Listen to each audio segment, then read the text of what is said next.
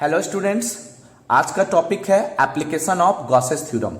इस थ्योरम को हम लोगों ने पहले वाले लेक्चर में पढ़ रखा है और इस थ्योरम में हम लोगों ने ये जाना कि किसी क्लोज सरफेस से, चाहे वो सरफेस किसी भी शेप में हो, उस क्लोज सरफेस से लिंक्ड हो रहा इलेक्ट्रिक फ्लक्स जो होगा वह 1/ε0 times the total charge inside that surface होगा।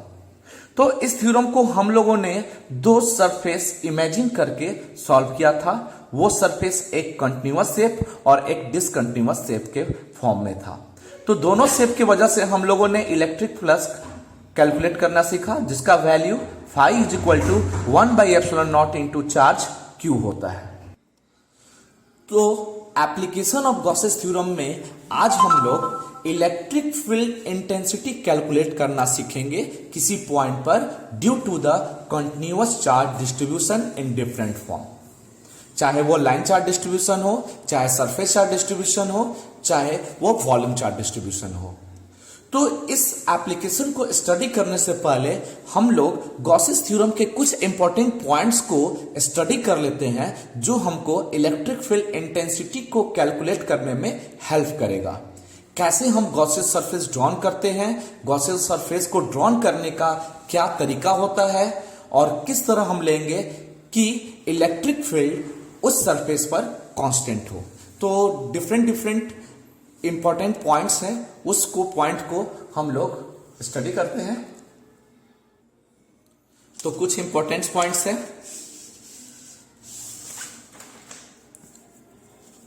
सबसे पहले इस इंपॉर्टेंट पॉइंट में हम लोग ये देखते हैं कि ये जो लॉ है वो एप्लीकेबल है सिर्फ क्लोज सरफेस के लिए। अब वो जो क्लोज सरफेस होना चाहिए वो क्लोज सरफेस चाहे किसी फॉर्म में हो, किसी शेप में हो। तो this law is applicable to any close surface irrespective of its shape. अब इसका सेकेंड पॉइंट को देखते हैं। सेकेंड पॉइंट में हम लोग ये देखेंगे कि ये जो क्लोज सरफेस हम लोग इमेजिन करते हैं किसी भी, जो चाहे वो पॉइंट चार्ज हो या कंटिन्यूअस चार्ज डिस्ट्रीब्यूशन हो, तो उस चार्ज को इनक्लोज करने के लिए हम एक सरफेस इमेजिन करेंगे। उस सरफेस को गॉसियन सरफेस कहेंगे। तो ये जो सरफेस इमेजिन करते हैं क्लोज सरफेस, गॉसेस लॉ को अप्लाई करने के लिए। क्यों? क्योंकि गॉसेस लॉ जो है एक क्लोज सरफेस को ही रिप्रेजेंट करता है, एक क्लोज सरफेस से लिंक हो रहे इलेक्ट्रिक फ्लक्स को ही कैलकुलेट करता है।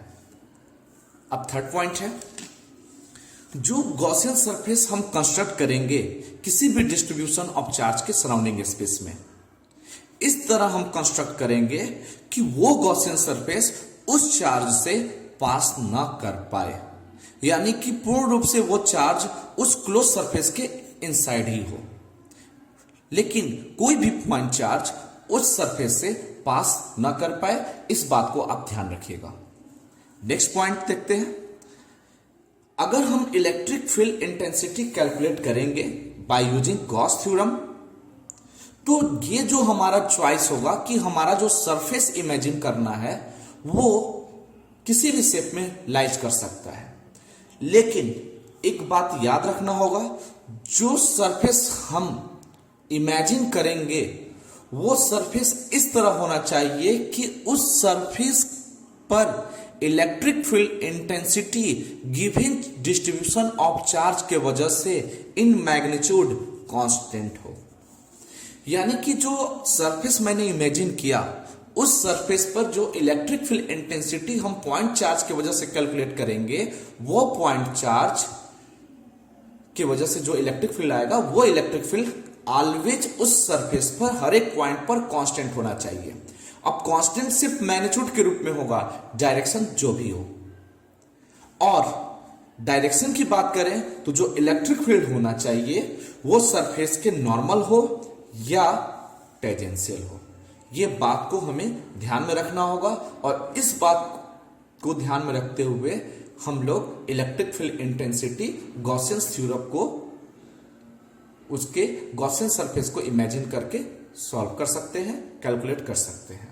तो सबसे पहले अब हम लोग डिफरेंट चार्ज डिस्ट्रीब्यूशन की वजह से गॉसियन सरफेस जो इमेजिन करते हैं वो किस किस फॉर्म में इमेजिन कर सकते हैं वो चॉइस किस फॉर्म में होता है वो अभी हम लोग समझते हैं। Shape of Gaussian surface for different form of distribution of electric charge to calculate electric field intensity। यानी कि गॉस थ्योरम को यूज करके किसी डिस्ट्रीब्यूशन ऑफ चार्ज के वजह से किसी पॉइंट पर इलेक्ट्रिक फील्ड इंटेंसिटी कैलकुलेट करेंगे तो उसके लिए गॉसियन सरफेस ड्रॉ करेंगे। तो ये गॉसियन सरफेस जो ड्रॉ करते हैं, इमेजिन करते हैं, वो उसका नेचर कैसा होगा, वो डिफरेंट शेप के लिए अलग अलग होगा। तो इस सरफेस को कंसिडर करने के लिए, इमेजिन करने के लिए हमें 4 पॉइंट को नोट आउट करना होगा। पहला पॉइंट, जो सरफेस हम इमेजिन करेंगे वो सरफेस पूर्ण रूप से गिवन चार्ज को इनक्लोज कर ले। दूसरा पॉइंट, जो भी सरफेस इमेजिन किया जाएगा वो सरफेस गिवन पॉइंट चार्ज से या डिस्ट्रीब्यूशन ऑफ चार्ज से न गुजरे। थर्ड पॉइंट, जो भी सरफेस इमेजिन किया जाएगा उसके हर एक पॉइंट पर इलेक्ट्रिक फील्ड कांस्टेंट हो इन मैग्नीट्यूड। चौथा पॉइंट, जो इलेक्ट्रिक फील्ड का डायरेक्शन होगा वो डायरेक्शन या तो उस इमेजिन सरफेस पर परपेंडिकुलर हो या टेंजेंशियल हो। अब पॉइंट चार्ज की बात करते हैं। तो पॉइंट चार्ज के लिए जो इमेजिनरी सरफेस होगा गॉसियन सरफेस, वो एक एस्फेरिकल शेप में होगा। एस्फेरिकल शेप में होने का कारण क्या है? स्फेयर का जो रेडियस होता है वो यानी सेंटर से जो इस हर एक पॉइंट पर, इसके सरफेस के हर एक पॉइंट पर जो दूरी होगी वो इक्वल होगी। तो इस तरह आर कांस्टेंट होगा, चार्ज फिक्स है तो वो भी कांस्टेंट है, और जिस मीडियम में रखा हुआ है तो मीडियम भी कांस्टेंट है। तो अगर हम कूलॉम्स लॉ के रिजल्ट से किसी पॉइंट पर इलेक्ट्रिक फील्ड इंटेंसिटी वाले रिजल्ट्स को देखें तो के, क्यू और आर इस शेप के लिए सारे टर्म कांस्टेंट है, तो इसके हर एक पॉइंट पर इलेक्ट्रिक फील्ड कांस्टेंट होगा। दूसरा नंबर, इस पर जो डायरेक्शन होगा वो इसके सरफेस के हर एक पॉइंट पर नॉर्मल होगा। तो इस तरह ये हमारा पॉइंट चार्ज के लिए एक गॉसियन स्फेरिकल सरफेस हुआ। उसी तरह अगर हम एक लाइन चार्ज की बात करें तो लाइन चार्ज की वजह से जो शेप आता है वो एक सिलेंड्रिकल शेप आता है। तो सिलेंड्रिकल शेप होने का क्या कारण है? तो सिलेंड्रिकल शेप होने का कारण है कि सिलेंड्रिकल शेप का जो क्रॉस सेक्शनल एरिया होता है वो सर्कुलर होता है, और उस क्रॉस सेक्शनल एरिया, जैसे मान लीजिए ये क्रॉस सेक्शनल एरिया जो सर्कुलर है वो मैंने ड्रॉ कर दिया। अब आप यहां से जो इस लाइन चार्ज को अगर आप सिलेंडर के सेंटर पर लोगे, एक्सल लाइन पर लोगे सिलेंडर के, तो उस पॉइंट से जो भी आप cross sectional area circular nature में कंसीडर करोगे वो दूरी ऑलवेज कांस्टेंट होगी, और चार्ज भी फिक्स्ड है, मीडियम भी फिक्स्ड है। तो वैसे स्थिति में हम लोग देखेंगे तो इलेक्ट्रिक फील्ड उसके फेस पर हर एक पॉइंट पर इक्वल आएगा, वो भी कर्व फेस पर, जिसके वजह से ये शेप हमारा सिलेंड्रिकल हो जाएगा। डायरेक्शन की अगर बात करें तो इसके फेस पर इलेक्ट्रिक फील्ड हमेशा परपेंडिकुलर होगा।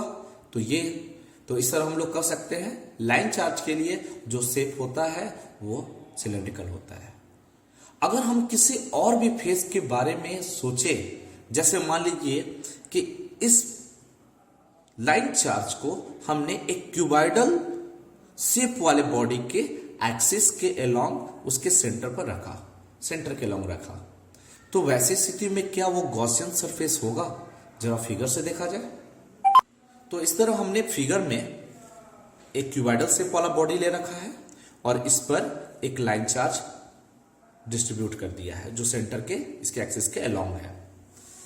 अब हम लोग देखते हैं कि इसके 6 फेसेस हैं, upward, front face, downward, back faces, right faces and left faces. तो अगर हम किसी भी पॉइंट की बात करें तो इलेक्ट्रिक फील्ड क्या कांस्टेंट है? तो अगर हम इसमें से एक पॉइंट यहां कंसीडर कर लिया तो अगर इसके जस्ट परपेंडिकुलर ये पॉइंट लिया तो यहाँ इलेक्ट्रिक फील्ड की दूरी कुछ और आएगी। इसी लाइन के पैरेलल पीछे कोई पॉइंट दूसरा लिया तो ये दूरी इसके अपेक्षा बढ़ जाएगी। अगर हम यहां पर लेंगे तो उस पॉइंट पर वो दूरी इसी के इक्विवेलेंट आएगा। तो यहां इलेक्ट्रिक फील्ड अलग, इस पॉइंट पर इलेक्ट्रिक फील्ड अलग। अगर हम एक लाइन ड्रॉ करें और इस पर बहुत सारे पॉइंट को हम रिप्रेजेंट करें तो उस पॉइंट पर डिस्टेंस इस चार्ज से अलग अलग आएगा। अब इस चार्ज से जो भी डिस्टेंस होंगे वो सब अलग अलग होंगे और डिस्टेंस अलग होने से इलेक्ट्रिक फील्ड का इसी लाइन पर इलेक्ट्रिक फील्ड का इंटेंसिटी मैग्नीट्यूड अलग अलग हो जाएगा और साथ में जो डायरेक्शन भी होंगे वो भी अलग अलग इसी लाइन के अलोंग होंगे। जिसका डायरेक्शन अलग अलग होगा वो कोई जरूरी नहीं है कि वो उसके नॉर्मली ही हो। उसी तरह अगर हम इसके फ्रंट फेस वाले पॉइंट के बारे में बात करें, मान लीजिए मैंने एक लाइन इस साइड के पैरेलल ड्रॉ किया। अब इस पर बहुत सारे इस पर भी पॉइंट होंगे। अब हर एक पॉइंट पर इलेक्ट्रिक फील्ड देखें तो वो डिस्टेंस क्या होंगे, इससे इसको मिलाया, इससे इसको मिलाया, सारे डिस्टेंस अलग अलग होंगे।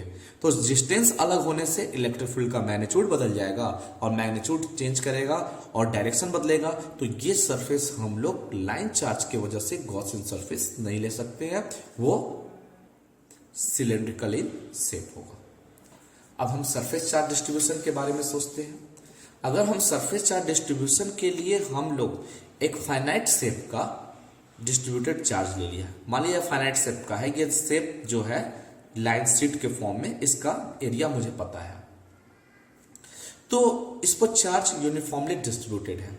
तो इस चार्ज को इनक्लोज करने के लिए हमको एक क्यूबॉइडल शेप लेना होगा, यानी कि इस चार्ज के इस साइड में हमको इसी तरह का एक और बॉडी रखेंगे, यानी क्यूबॉइडल शेप वाले बॉडी को रखेंगे और उसके लेफ्ट साइड में भी क्यूबॉइडल शेप वाले बॉडी रखेंगे। तो इस तरह हम देखेंगे कि इस शेप वाले बॉडी के अंदर ये चार्ज इनक्लोज हो गया। अगर हम इन्फिनाइट चार्ज के बारे में सोचें, मान लीजिए ये शीट जो है वो इन्फिनाइट चार्ज है, बहुत बड़ा चार्ज शीट है, तो उसके लिए हम लोग एक छोटा सा एरिया एलिमेंट कंसीडर करेंगे। वो एरिया एलिमेंट आपको सर्कुलर भी हो सकता है या आप उसको एक छोटे से शीट के फॉर्म में भी कंसीडर कर लेते हैं। अगर आप इसको सर्कुलर फॉर्म में लीजिएगा तो जो भी हमारा चार्ज इनक्लोज करना होगा इस शीट के, इस छोटे से एलिमेंट्री चार्ज को अगर इनक्लोज करना होगा तो उसके लिए हमें दोनों तरफ एक सिलेंड्रिकल शेप वाले बॉडी को रखना होगा जो इस चार्ज को पूर्ण रूप से इनक्लोज कर लेगा। लेकिन अगर ये शीट जो होगा वो स्क्वायर या रेक्टेंगल फॉर्म में होगा तो वैसी स्थिति में हमारा जो शेप होगा वो सिलेंड्रिकल ना होकर इस फॉर्म में लाइज करेगा। अगर उसी तरह वॉल्यूम चार्ज डिस्ट्रीब्यूशन के बारे में सोचें तो मान लीजिए मैंने एक स्फीयर कंसीडर कर लिया। अब ये जो स्फेरिकल बॉडी है वो पूर्ण रूप से चार्ज है, वॉल्यूम चार्ज डिस्ट्रीब्यूशन की वजह से चार्ज हो गया। अब क्या होता है कि अगर इसके सराउंडिंग में हमको गॉसियन सरफेस बनाना होगा तो इलेक्ट्रिक फील्ड को कांस्टेंट लेना है विथ नॉर्मल या टेंजेंशियल। तो इसके लिए जो सरफेस होगा वो भी सरफेस एक स्फेरिकल सरफेस को रिप्रेजेंट करेगा और उसका जो सेंटर होगा इसके सेंटर को कोइंसाइड करे। तो इस तरह हमारा सॉलिड बॉडी के लिए जो स्फीयर इन नेचर है, स्फेरिकल इन नेचर है, उसके लिए हमारा गॉसियन सरफेस भी स्फेरिकल इन नेचर होगा और हम लोग इमेजिन कर सकते हैं। इस तरह हमने डिफरेंट डिस्ट्रीब्यूशन ऑफ चार्ज की वजह से गॉसियन सरफेस को इमेजिन करना सीख लिया। अब हम लोग गॉस थ्योरम के हेल्प से इलेक्ट्रिक फील्ड इंटेंसिटी कैलकुलेट करना सीखेंगे, जिसमें पहला है कि इन्फिनाइट लॉन्ग चार्ज के वजह से किसी पॉइंट पर इलेक्ट्रिक फील्ड कितना होगा। तो मैंने ये लाइन कंसीडर कर लिया जो एक infinite straight long charge thin wire को दर्शा रहा है जिस पर चार्ज Q है। इसका लीनियर चार्ज डेंसिटी लैम्डा मान लिया। इस डिस्ट्रीब्यूशन से r दूरी पर वो परपेंडिकुलर डिस्टेंस है, एक पॉइंट P माना जहां पर हमें इस पूरे चार्ज की वजह से इलेक्ट्रिक फील्ड प्राप्त करना है।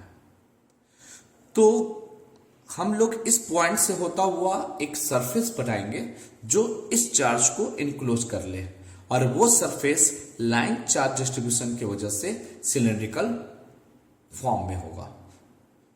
तो उस सरफेस को हम लोग गॉसियन सिलेंड्रिकल सरफेस भी कह सकते हैं। अब यहां पर जो वायर है वो इन्फिनाइट लॉन्ग है, इसलिए हमने उस वायर का एक छोटा सा लेंथ L ले लिया, फाइनाइट लेंथ, और उस लेंथ की वजह से हमने एक सिलेंड्रिकल शेप इमेजिन कर लिया जो उस L लेंथ वाले वायर पर मौजूदा चार्ज को इनक्लोज कर रहा है।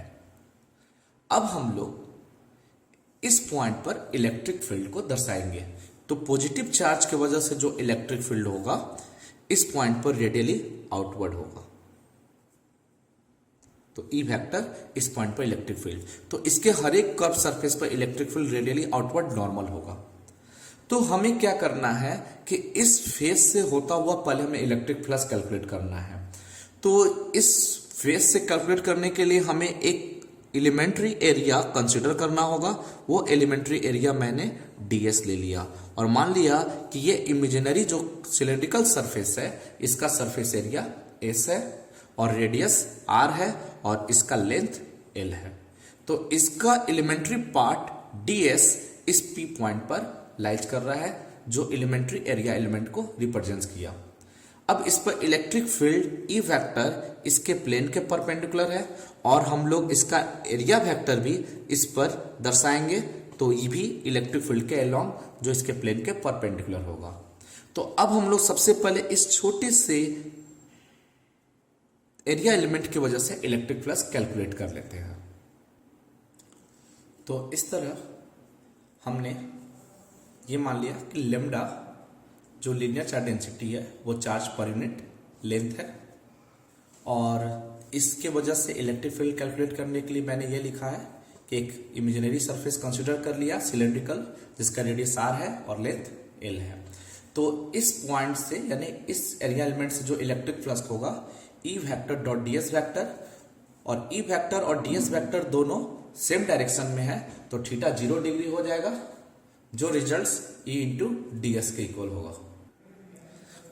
अब एक बात ये ध्यान रखते हैं कि ये जो गॉसियन सरफेस हमने ड्रॉ किया है इसमें 3 सरफेस है, 2 सर्कुलर फ्लैट सरफेस है और एक कर्व सरफेस है। तो अभी हमने सिर्फ कर्व सरफेस की वजह से लिंक हो रहा इलेक्ट्रिक फ्लक्स उसके एरिया एलिमेंट की वजह से कैलकुलेट किया। अब हमारा ये दोनों फेस बचा हुआ है, इन दोनों फेस की वजह से भी अभी हम लोग इलेक्ट्रिक फ्लक्स एरिया एलिमेंट की वजह से कैलकुलेट करेंगे और पूरे की वजह से इंटीग्रेट करेंगे, तो ये पूरे क्लोज सरफेस की वजह से हमें इलेक्ट्रिक फ्लक्स प्राप्त हो जाएगा। तो सबसे पहले हम इस फ्लैट सर्कुलर सरफेस के बारे में बात करें तो मान लीजिए ये सरफेस फर्स्ट है और ये सेकेंड फेस को रिप्रेजेंट कर रहा है और ये थर्ड फेस को रिप्रेजेंट कर रहा है। तो इसका जो इलेक्ट्रिक फील्ड होगा वो मान लीजिए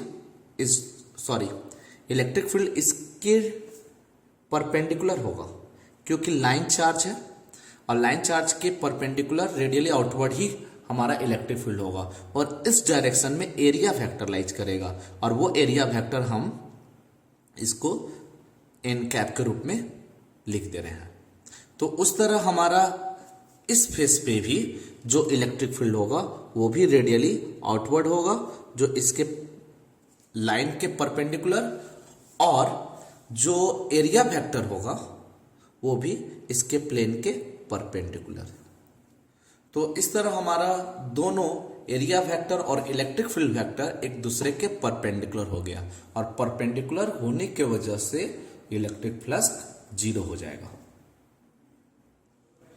तो इस तरह इन दोनों फेसेस की वजह से इसके एरिया एलिमेंट जो ds डैश कंसिडर कर लिया, इसके वजह से लिंक हो रहा जो इलेक्ट्रिक फ्लक्स होगा E factor dot ds dash factor के फॉर्म में, इन दोनों का डॉट प्रोडक्ट 0 होगा। क्यों? क्योंकि दोनों एक दूसरे परपेंडिकुलर है तो cos 90 से 0 हुआ। अब पूरे गॉसियन सरफेस की वजह से हमें इलेक्ट्रिक फ्लक्स निकालना होगा, तो इन एरिया एलिमेंट का जो इंटीग्रल फॉर्म होगा सबको ऐड करेंगे। तो इस तरह close integration of d phi one plus close integration of d phi two plus close integration of d phi three, ये दोनों टर्म जीरो है तो इसका इंटीग्रेशन फॉर्म भी जीरो होगा, सिर्फ रिजल्ट्स बचेगा डी फाई वन, और डी फाई वन को क्लोज इंटीग्रल के फॉर्म में ई इंटू डी एस लिख सकते हैं, और बाकी रिजल्ट्स जीरो। तो इस तरह रिजल्ट्स हो गया ई इंटू डी एस। अब इस इंटीग्रेशन में कांस्टेंट और वेरिएबल वैल्यू को देखते हैं, कौन सा वैल्यू कांस्टेंट है और कौन वेरिएबल है। तो ये इंटीग्रल फर्स्ट पार्ट के लिए है, यानी कर्व पार्ट के लिए। तो सिलेंड्रिकल का जो कर्व फेस है, कर्व फेस के हर एक पॉइंट पर इलेक्ट्रिक फील्ड कांस्टेंट है, तो इस रिजल्ट में ई कांस्टेंट हुआ और ये एरिया वेरी करेगा। तो इस तरह हमारा ई कांस्टेंट के रूप में बाहर निकाल सकते हैं, और ये एरिया ds। तो इस तरह जो एरिया होगा वो पॉइंट एरिया से लेकर पूरा सरफेस वाला एरिया, और वो curve surface area 2 pi R L. तो इसको 0 से 2 पाई आर एल तक इंटीग्रेट कर देंगे। तो फाई इज इक्वल टू, जो रिजल्ट्स प्राप्त होगा वो phi is equal to E ds का integration S 0 to 2 pi R L. तो phi is equal to E into 2 pi R L, ये फ्लक्स हुआ। अब हम लोग गॉस थ्योरम यूज करते हैं। Bye Gauss's theorem, net flux is equal to 1 by epsilon naught into total charge inside the Gaussian surface। तो phi net का जो वैल्यू आया है वो रिजल्ट्स है E into 2 pi R L और 1 by epsilon naught, और Q का जो वैल्यू है वो lambda into L, since lambda is equal to Q upon L, then Q is equal to lambda into L. तो वही Q के वैल्यू को यहां प्लेस कर देंगे। इस तरह लेंथ कैंसिल हो गया, तो इलेक्ट्रिक फील्ड जो है वो हो गया lambda upon 2 pi epsilon not into R. तो इस तरह किसी लाइन चार्ज की वजह से किसी पॉइंट पर इलेक्ट्रिक फील्ड जो है वो उस लाइन चार्ज के लेंथ पर डिपेंड नहीं करता है, लिनियर चार्ज डेंसिटी और डिस्टेंस और साथ में मीडियम पर डिपेंड करता है। ये हमारा इलेक्ट्रिक फील्ड इंटेंसिटी का वैल्यू हो गया due to the line charge distribution of thin wire. तो इस तरह हम देख सकते हैं कि for the given linear charge distribution E inversely proportional to R। तो इस तरह E R के इनवर्सली प्रोपोर्शनल हो जाने से जो कर्व होगा, अगर वेरिएशन देखेंगे तो इस फॉर्म में कर्व प्राप्त होगा for line charge distribution. Next application है electric field intensity due to uniformly charged infinite plane sheet. एक मैंने इन्फिनाइट प्लेन शीट कंसिडर कर लिया एज फ्लैट शीट, जिस पर चार्ज Q है, यूनिफॉर्मली डिस्ट्रीब्यूटेड है, सरफेस चार्ज डेंसिटी सिग्मा और इसका सरफेस एरिया S। इस प्लेन शीट से R दूरी पर पॉइंट P है जहां पर हमें इलेक्ट्रिक फील्ड इंटेंसिटी इस शीट के वजह से कैलकुलेट करनी है। तो इस पॉइंट पर इलेक्ट्रिक फील्ड कैलकुलेट करने के लिए बाय यूजिंग गॉस थ्योरम हम लोग सबसे पहले इस शीट को लार्ज नंबर ऑफ इनफिनाइट छोटे छोटे एरिया एलिमेंट के रूप में बटा हुआ मान लिया। तो मान के चल रहे हैं कि ये जो छोटे छोटे एरिया एलिमेंट ds से मिलकर बना हुआ है, जिसमें एक पार्ट ds यहां पर सैडेड लाइन के रूप में हमने दर्शा दिया। वो इस फ्लैट सरफेस के लिए मैंने सर्कुलर शेप ले रखा है। तो इस शेप पर जो मौजूदा चार्ज होगा वह सिग्मा इंटू ds के बराबर, यानी इस एरिया को हम लोग सरफेस चार्ज डेंसिटी से मल्टीप्लाई कर देंगे। खैर, तो सबसे पहले इन चार्ज को हमें इनक्लोज करना होगा। इस चार्ज को इनक्लोज करने के लिए हमें एक क्लोज सरफेस बनाना होगा। वो क्लोज सरफेस सिलेंड्रिकल फॉर्म में होगा, जो इस फॉर्म में लाइज करेगा। इस तरह हमारा एक क्लोज सरफेस हो गया, वो भी सिलेंड्रिकल फॉर्म में। तो जो ये थिन चार्ज है, शीट ऑफ चार्ज है, तो इस चार्ज का जो इफेक्ट इस साइड होगा, राइट साइड होगा, वही चार्ज का इफेक्ट लेफ्ट साइड भी होगा, यानी इलेक्ट्रिक फील्ड लाइंस दोनों तरफ पास करेंगे। तो यानी कि अगर हम इधर के फेस पे, यानी इस वाले फेस पे राइट वाले फेस पर होता हुआ अगर हम सिलेंड्रिकल सरफेस ड्रॉ भी कर देते हैं तो ये चार्ज पूरी तरह से इनक्लोज नहीं हो पाया है। तो इसको इनक्लोज करने के लिए लेफ्ट साइड में भी हमें सिलेंड्रिकल सरफेस इसी तरह का प्लेस करना होगा। तो मैंने उतना ही डिस्टेंस r पर इस सीट के लेफ्ट साइड में भी इसी तरह का एक सिलेंड्रिकल सरफेस मान लिया। अब हम लोग जिस तरह देखते हैं कि ये पूरा एक सिलेंड्रिकल शेप है। अगर ये सिलेंड्रिकल शेप, अगर एक पूरा सिलेंड्रिकल शेप एक ही सिलेंड्रिकल शेप को माने तो इसके अंदर ये चार्ज उस गॉसियन सरफेस के अंदर इनक्लोज हो जाता है, यानी इतना चार्ज इनक्लोज हो जाता है। तो अब हम लोग पहले इसके लिए इलेक्ट्रिक फ्लक्स कैलकुलेट करेंगे। तो इसके लिए अगर इलेक्ट्रिक फ्लक्स कैलकुलेट करेंगे तो E factor dot D S factor होगा। तो अब इलेक्ट्रिक फ्लक्स कैलकुलेट करते हैं तो यहां देखते हैं कि गॉसियन सरफेस में यहां दो फेसेस आ रहे हैं राइट साइड में, एक फेस कर्व है और एक फेस फ्लैट है। तो इस कर्व और फ्लैट फेस की वजह से इलेक्ट्रिक फ्लक्स निकालेंगे, वो भी देयर एरिया एलिमेंट की वजह से। और ये फेस पैरेलल है। अगर इसका एरिया ds है तो इसका भी सरफेस एरिया क्या होगा, ds ही होगा। इलेक्ट्रिक फील्ड दर्शा देते हैं। तो इस वाले पर जो इलेक्ट्रिक फील्ड होगा वो radially outward, area vector perpendicular to this plane. अगर हम कर्व सरफेस की बात करें तो कर्व सरफेस पर एरिया वेक्टर परपेंडिकुलर होगा, डैश मान लिया। कर्व सरफेस का जो एरिया वेक्टर है इस एलिमेंट्री पार्ट के लिए वो मान लिया ds डैश है। तो एरिया वेक्टर परपेंडिकुलर होगा और इलेक्ट्रिक फील्ड जो होगा इसी प्लेन पर परपेंडिकुलर यानी टेंजेंशियल डायरेक्शन में लाइज करेगा, इस डायरेक्शन में, इसके प्लेन के परपेंडिकुलर और इस फेस पर टेंजेंशियली होगा। तो यहां पर क्या हो गया 90 डिग्री। अगर आप इस साइड सोचो तो इस साइड पे भी इलेक्ट्रिक फील्ड रेडियली आउटवर्ड, ये प्लेन ये प्लेन ये प्लेन सब पैरेलल है और इक्वल एरिया कंटेन करता है। तो इसका भी एरिया ds हो गया, तो इसका भी एरिया वेक्टर इसी डायरेक्शन में होगा। अगर हम इस प्लेन की बात करें तो पॉजिटिव की वजह से इलेक्ट्रिक फील्ड इसके फेस पे ही लाइज करेगा टेंजेंशियल डायरेक्शन में। तो मान लीजिए ये इलेक्ट्रिक फील्ड हो गया, लेकिन जो एरिया वेक्टर होगा इसके प्लेन के परपेंडिकुलर। हालांकि ये भी कर्व सरफेस है सेम फेस वाले, तो इसका भी एरिया वही होगा। इसको भी मैंने ds डैश से रिप्रेजेंट कर दिया। अब हम लोग इलेक्ट्रिक फ्लक्स इन सरफेसेस की वजह से कैलकुलेट करते हैं। तो इस तरह मैंने मान लिया ये जो फेस है वो फर्स्ट फेस को रिप्रेजेंट कर रहा है और कर्व फेस सेकेंड फेस को है। तो फर्स्ट यानी फ्लैट फेस से जो इलेक्ट्रिक फ्लक्स लिंक करेगा एरिया एलिमेंट की वजह से वो हमारा eds हो जाएगा।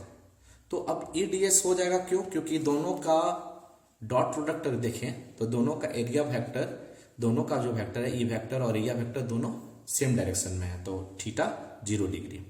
अगर हम इसके बारे में बात करें तो फ्लक्स 0 होने वाला है, क्यों, क्योंकि ये परपेंडिकुलर है। तो कर्व से फेस से जो इलेक्ट्रिक फ्लक्स होगा वो 0 होगा। तो लिख सकते, तो इस तरह कर्व फेस से इलेक्ट्रिक फ्लक्स 0 हो गया। अब हम लोग net electric flux one side में जो भी गॉसियन सरफेस है, जैसे राइट साइड में अभी हम निकाल रहे हैं, तो राइट साइड में टोटल इलेक्ट्रिक फ्लक्स कैलकुलेट करते हैं। तो इस तरह net electric flux to the right side of the infinite plane sheet, तो इसको कैलकुलेट करेंगे राइट साइड के लिए। तो मान लीजिए φr लिखें। अब दोनों वाले फ्लक्स को फर्स्ट फेस और सेकेंड फेस वाले फ्लक्स को ऐड करेंगे एज देयर इंटीग्रल फॉर्म। तो अब फर्स्ट फेस का जो इलेक्ट्रिक फ्लक्स आया है वो आया है E into ds। Second face का जो फ्लक्स आया है 0। अब फर्स्ट फेस का जो फ्लक्स है उसका इलेक्ट्रिक फील्ड तो कांस्टेंट है उसके फेस पर, लेकिन यानी हमें इलेक्ट्रिक फील्ड कैलकुलेट करना है और ds जो है वो वेरिएबल है, तो वो एरिया कहां से कहां तक होगा। तो उसको हम फिगर में देखते हैं। तो इस फिगर में जो एरिया है इसका पूरा टोटल एरिया S है। अगर हम इस एरिया एलिमेंट को बहुत ही पॉइंट के रूप में कंसिडर करें तो इसका एरिया 0 होगा और वो सबसे बड़ा एरिया इसका सरफेस एरिया होगा जो S, यानी इसको हम 0 से S तक इंटीग्रेट करेंगे। तो लोअर लिमिट पॉइंट एरिया 0 और upper limit whole area surface area S होगा। तो इस तरह इसे 0 से S तक इंटीग्रेट कर देंगे। E बाहर आ जाएगा, कांस्टेंट है, इसी को कैलकुलेट करना है। ds 0 to S, इसको इंटीग्रेट करेंगे, S हुआ 0 to S, जब प्लेस करेंगे तो फाई आर जो रिजल्ट आएगा E इंटू एस। अब जो फाई का जो वैल्यू आया फाई आर, वो इसके राइट साइड यानी इससे लिंक हो रहा इलेक्ट्रिक फ्लक्स, यानी टोटल फेस से जो इलेक्ट्रिक फ्लक्स लिंक होगा इस सरफेस से, गॉसियन सरफेस जो बनेगा उसके वजह से वो हो गया E इंटू एस। तो अब ये जो वैल्यू इधर आया है वही वैल्यू इस साइड भी आएगा। तो राइट साइड में अगर हम निकालें तो लेफ्ट साइड में इलेक्ट्रिक फ्लक्स कैलकुलेट करें तो लेफ्ट साइड में भी इलेक्ट्रिक फ्लक्स वही रिजल्ट होगा E इंटू एस के इक्वल। तो सो वी कैन राइट, तो लेफ्ट साइड में भी फ्लक्स फाई एल को E इंटू एस लिखती है। अब नेट फ्लक्स को ऐड करेंगे तो hence net electric flux linked with the either side of thin sheet phi is equal to phi L plus phi R. This becomes equal to ES plus ES. तो 2 into ES, ये हमारा net flux आ गया। अब Gauss theorem use करते हैं, तो bye Gauss's theorem, तो Gauss's theorem से जो फाई नेट होता है वो 1 by epsilon not into Q inside होगा। तो फाई नेट का वैल्यू 2 इंटू ई एस है, 1 बाई एप्सिलॉन नॉट, और जो चार्ज मैंने कैलकुलेट किया है वो सिग्मा इंटू एस। तो इस तरह ई का जो वैल्यू होगा एस कट जाएगा, ई का वैल्यू होगा सिग्मा बटा में 2 एप्सिलॉन नॉट। तो इस तरह हम प्राप्त किए कि जो इन्फिनाइट शीट की वजह से जो इलेक्ट्रिक फील्ड होता है वह सिर्फ मीडियम और सरफेस चार्ज डेंसिटी पर डिपेंड करता है। अब आप कितनी दूरी पर अब इलेक्ट्रिक फील्ड कैलकुलेट कर रहे हो वो उस पर डिपेंड नहीं करेगा, यानी कि शीट से ये जो दूरी r है वो आप कहीं भी लो, चाहे वो पॉइंट यहाँ हो या बहुत ही लॉन्ग डिस्टेंस पे भी प्रेजेंट हो, तो हर एक पॉइंट पर इलेक्ट्रिक फील्ड की वैल्यू जो आएगी वो सिग्मा बाई 2 एप्सिलॉन नॉट होगा फॉर इन्फिनाइट शीट। यानी इन्फिनाइट शीट की वजह से जो इलेक्ट्रिक फील्ड होता है वो यूनिफॉर्म होता है, हर एक पॉइंट पर सेम होगा और डायरेक्शन इसके प्लेन के परपेंडिकुलर होगा और r पर डिस्टेंस पर डिपेंड नहीं करेगा। इस रिजल्ट्स में हम लोगों ने देखा। तो यहाँ पर r इस रिजल्ट्स में नहीं आया, तो इलेक्ट्रिक फील्ड सिर्फ सरफेस चार्ज डेंसिटी और एप्सिलॉन नॉट पर यानी मीडियम पर डिपेंड करता है। तो इस तरह हमारा ये सेकेंड एप्लीकेशन हुआ इन्फिनाइट शीट की वजह से किसी पॉइंट पर इलेक्ट्रिक फील्ड का वैल्यू। तो इस तरह लिख सकते हैं electric field intensity due to an infinite sheet of charge is independent of the distance of the point of observation and it depends on the surface charge density and medium and the direction of p vector perpendicular to the plane of sheet। तो अब हम लोग अगर electric field के variation को दर्शाएं तो electric field जो होता है आपको तो डिस्टेंस पर डिपेंड नहीं करता, तो अगर E और R के बीच में वेरिएशन होगा तो वो एक कांस्टेंट इलेक्ट्रिक फील्ड को दर्शाएगा जो इस फॉर्म में ऐसे स्ट्रेट लाइन, अगर R दिखाएं तो R कुछ भी हो इलेक्ट्रिक फील्ड कांस्टेंट होगा।